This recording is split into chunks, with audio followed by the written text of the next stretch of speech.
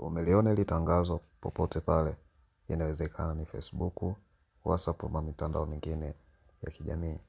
Kama umeliona basi majibu ya tangazo hili ni kama ambavyo unaiona picha hii, kwamba ni feki na inapaswa kupuuzwa.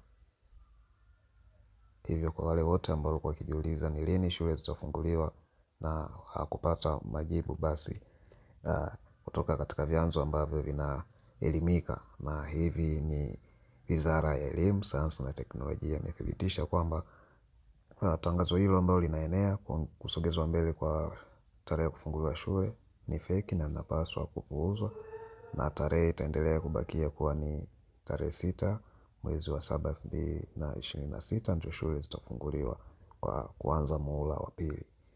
Hivyo unapaswa kutambua hilo, na kama unajiandaa kwa ajili ya safari, basi endelea na maandalizi hayo, ukaripoti shuleni ili masomo yaweze kuendelea siku ya Jumatatu ya tarehe 6 mwezi wa 7 2026.